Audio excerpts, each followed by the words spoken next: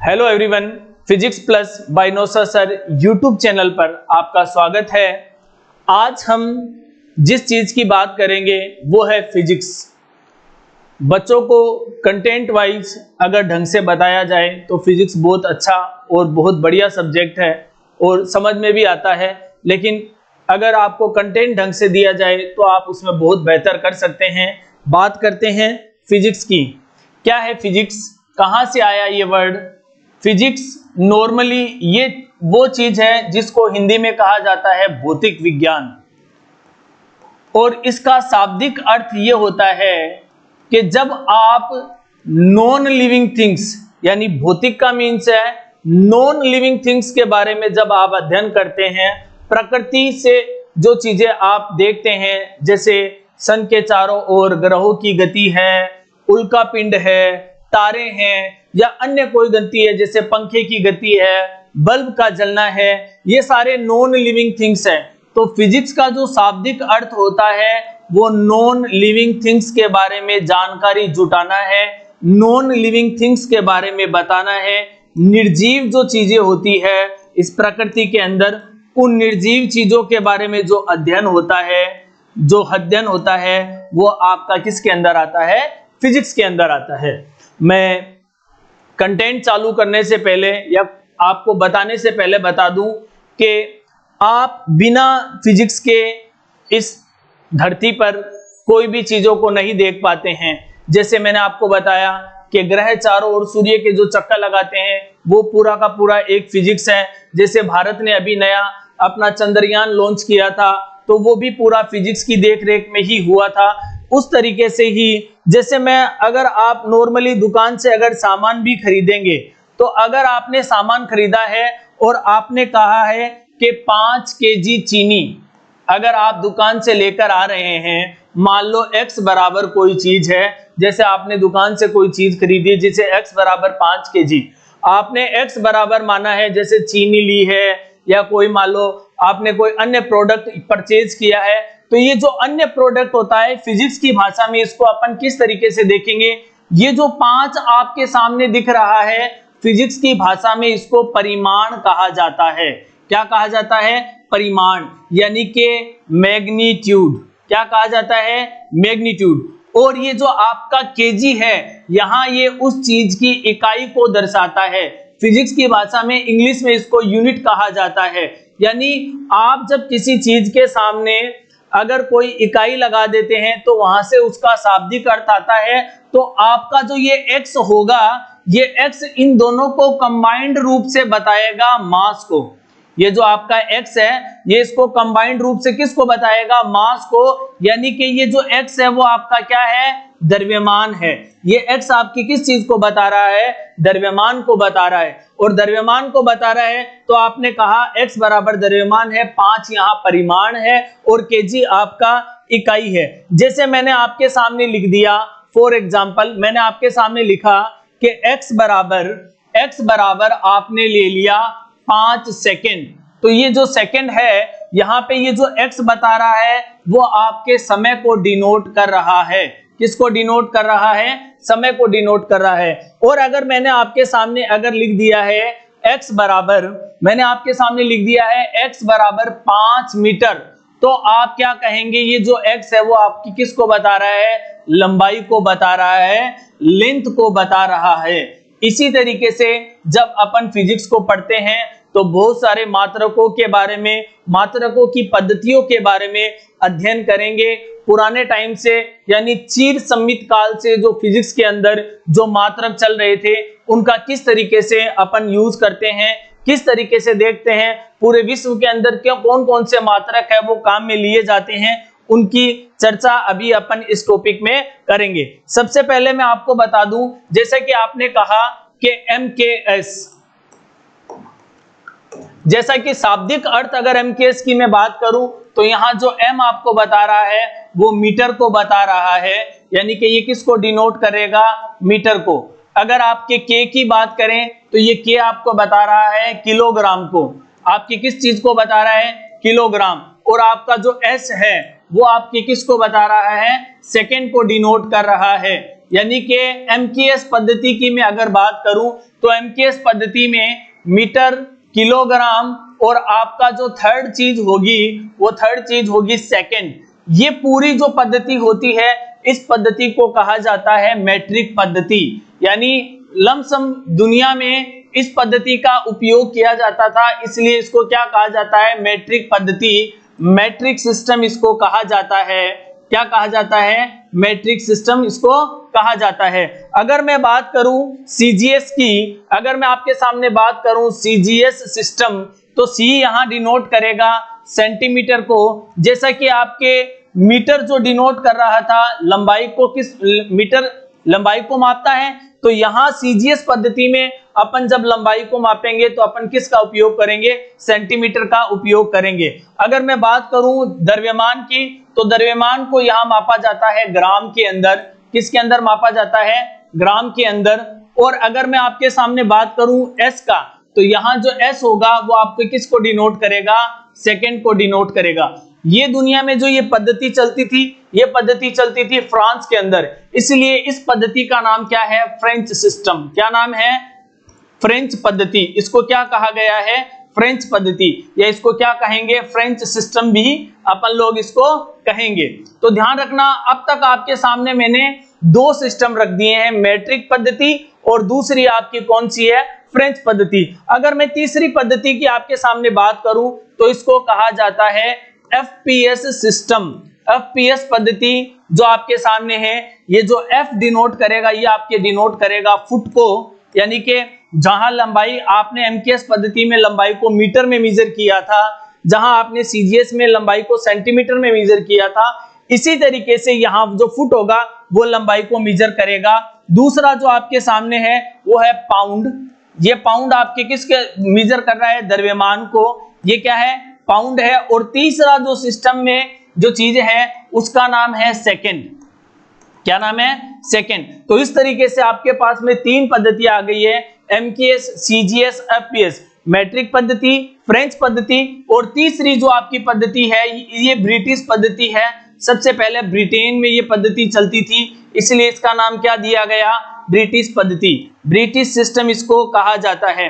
देखो ध्यान से एक बात ध्यान रखना कि अलग अलग जगहों पे अलग अलग पद्धतियां चलती थी, तो किसी चीज को मेजरमेंट करने के लिए बहुत सारी प्रॉब्लम्स अपने को देखने को मिलती थी। तो साइंटिस्टों ने क्या किया कि इन सारी पद्धति को मिला के पूरी दुनिया को एक अपनी नई पद्धति दे दी। इस नई पद्धति का जो नाम था, उस पद्धति का नाम था एसआई सिस्टम। क्या नाम था, एसआई सिस्टम। इसको क्या कहा गया है, एसआई सिस्टम,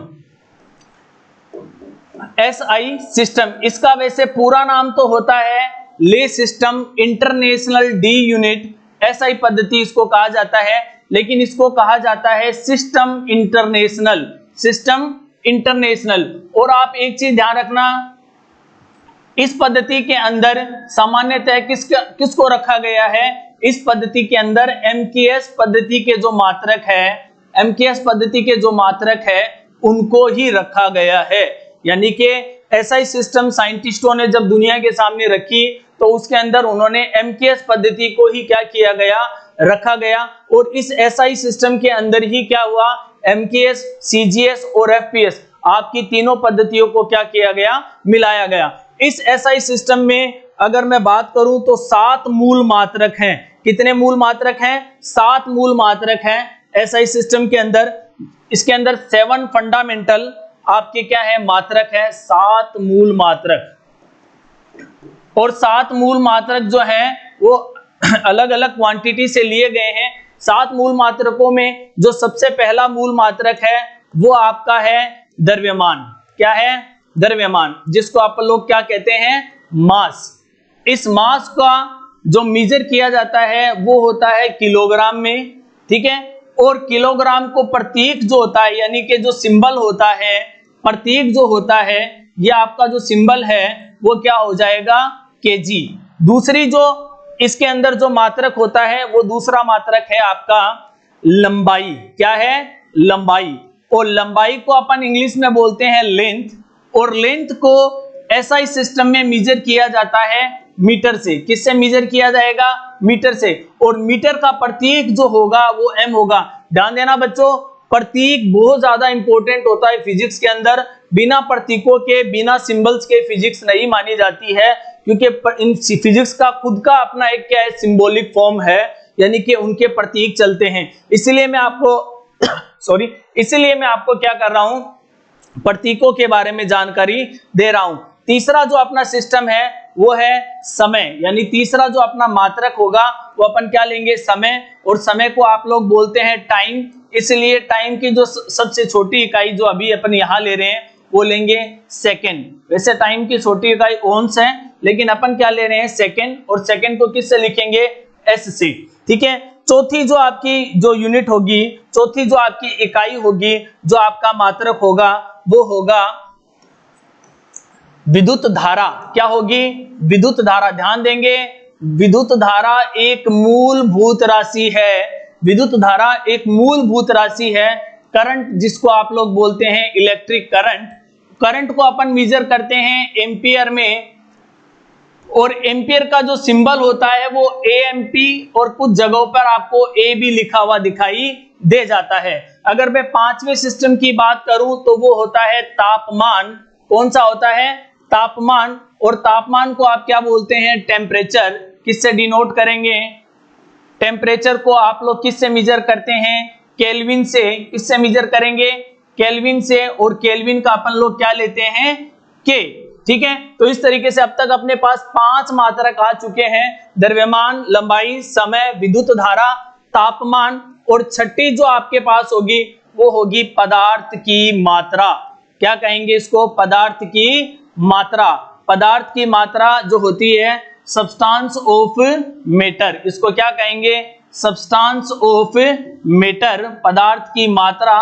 केमिस्ट्री में बहुत बार आता है, जिसको अपन लिखते हैं मोल से, और इसका जो सिंबल होगा वो MOL।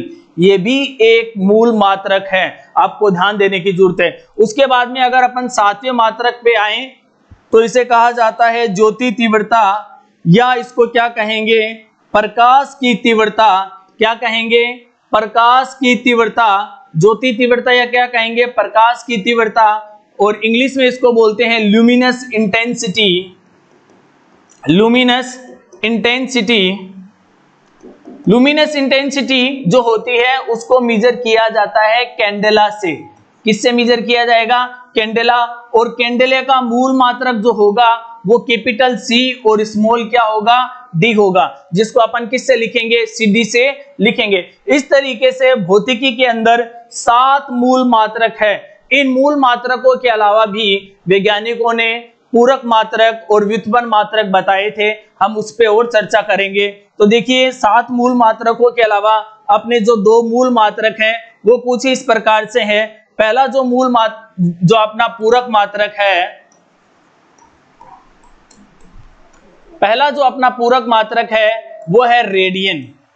क्या है, रेडियन, और इसका जो सिंबल होता है वो होता है RAD। दूसरा जो अपना पूरक मात्रक होगा वो होगा स्टेरेडियन। क्या होगा, स्टेरेडियन, और इसको अपन, इसका जो सिंबल होगा वो क्या होगा, SR। ये दोनों चीजें ध्यान देना बच्चों, ये दोनों चीजें किसके मात्रक हैं, कोण के मात्रक हैं। किसके मात्रक हैं, कोण के मात्रक। किसके मात्रक हैं, कोण के मात्रक है। और इस बात को आप खास ध्यान रखेंगे कि रेडियन और जो स्टेरेडियन है वो आपके किसके मात्रक है, कोण के मात्रक हैं। और 7 मूल मात्रकों के अलावा ये कौन है, 2 पूरक मात्रक हैं। तो इस चीज पे भी आपको क्या करना है, ध्यान देना है। इसके अलावा मैं आपके सामने एक छोटी सी बात और कर लेता हूं, ये है आपके व्युत्पन्न मात्रक। क्या है, व्युत्पन्न मात्रक। फिजिक्स में व्युत्पन्न मात्रक का बहुत बड़ा रोल है। व्युत्पन्न मात्रकों से ही अपन क्या करते हैं, पूरी फिजिक्स को देखते हैं। तो व्युत्पन्न मात्रक को कहा जाता है डेराइव्ड यूनिट। क्या कहा जाता है, डेराइव्ड यूनिट। और व्युत्पन्न मात्रकों में जैसे मैं आपके सामने रखूं, व्युत्पन्न का मतलब यह है कि वे मात्रक जो मूल मात्रकों से मिलकर बने होते हैं उन्हें व्युत्पन्न मात्रक कहते हैं। यानी जो मूल मात्रकों से बनेंगे उन चीजों को अपन क्या कहेंगे, व्युत्पन्न मात्रक कहेंगे। सबसे पहले आपके सामने व्युत्पन्न मात्रकों में देखिए, मैं आपके सामने लिखता हूं। जैसे आपने लिखा क्षेत्रफल, आपने क्या लिखा, क्षेत्रफल। और क्षेत्रफल को आप किससे मेजर करते हैं? क्षेत्रफल होता है लंबाई गुणा चौड़ाई, यानी कि length cross breadth, L cross B। तो लंबाई को आप किससे मेजर कर रहे थे? मूल मात्रकों में से मीटर से। चौड़ाई को भी किससे मेजर करेंगे? मीटर से। तो इसका जो व्युत्पन्न मात्रक आएगा वो आएगा मीटर का स्क्वायर। इसको आप क्या बोलेंगे? स्क्वायर, मीटर का स्क्वायर, या फिर क्या बोल देंगे? वर्ग मीटर। क्या बोल देंगे? वर्ग मीटर। इसी तरीके से देखिए आपके सामने मैं रखता हूं आयतन। क्या रखेंगे? आयतन। तो आयतन जो आपका होगा वो होगा लंबाई गुणा चौड़ाई गुणा ऊंचाई, और लंबाई गुणा चौड़ाई गुणा ऊंचाई को आप लिखते हैं L cross B cross H। तो लंबाई को भी आप किससे मेजर करेंगे? मीटर से। चौड़ाई को भी आप किससे मेजर करेंगे? मीटर से। और आप क्या करेंगे? ऊंचाई को भी आप किससे मेजर करेंगे? मीटर से। तो मीटर का गुणा मीटर का गुणा मीटर का गुणा कितनी हो जाएगी? मीटर की पावर 3। इसको क्या कहेंगे? घन मीटर, यानी मीटर का क्यूब। ये ध्यान रखें कि ये सारे के सारे क्या हैं? आपके व्युत्पन्न मात्रक के। एक अलग एग्जांपल देता हूं व्युत्पन्न मात्रक का, ताकि आपके डाउट क्लियर हो जाएगा। जैसे आपने लिखा घनत्व। क्या लिखा? घनत्व, जिसको क्या कहा जाता है? डेंसिटी। और ध्यान दें बच्चों, डेंसिटी का जो सिंबल होता है वो होता है रो। ये क्या है? घनत्व है। तो घनत्व जो होगा वो होगा द्रव्यमान बटा आयतन। क्या होगा? द्रव्यमान बटा आयतन। द्रव्यमान को आप किससे लिखते हैं? मास से। आयतन को आप किससे लिखते हैं? वॉल्यूम से। ठीक है ना? मास को आप जो मेजर करेंगे, ध्यान दें, अपना पहला जो मूल मात्रक था वो क्या था? मास था, द्रव्यमान था। मास को किससे मेजर किया जाएगा? केजी से। वॉल्यूम को किससे करेंगे? देखिए अभी आपके सामने मैंने वॉल्यूम को मेजर किया था, तो किससे किया था? मीटर गुणा मीटर गुणा मीटर। तो क्या कर देंगे? मीटर का क्यूब। जब आप 3 मीटर की घात 3 को ऊपर ले जाएंगे तो ये क्या बन जाएगा? केजी मीटर की पावर -3। अब मैं आपके सामने बताने जा रहा था कि आपका जो केजी है, आपने जो ये केजी लिया है ये भी एक मूल मात्रक है। आपने जो मीटर लिया है ये लंबाई का मूल मात्रक है। और ये दोनों सिंबल का उपयोग करके अपन ने क्या बना दिया है? घनत्व बना दिया है। तो इस तरीके से मूल मात्रकों से अपन क्या करते हैं? व्युत्पन्न मात्रक क्या करते हैं? उत्पन्न करते हैं। तो ध्यान दें कि फिजिक्स के अंदर MKS सिस्टम होता है, CGS सिस्टम होता है, FPS सिस्टम होता है। इन तीनों सिस्टम को मिला के वैज्ञानिकों ने एक नया सिस्टम इजाद किया था, पैदा किया था, जिसे कहा जाता है SI सिस्टम। इस SI सिस्टम को क्या कहा जाता है? ले सिस्टम इंटरनेशनल डी यूनिट या सिस्टम इंटरनेशनल इसको कहा जाता है, जिसके अंदर 7 मूल मात्रक हैं। कितने मूल मात्रक हैं? 7 मूल मात्रक हैं। इन 7 मूल मात्रकों से अपन क्या करते हैं?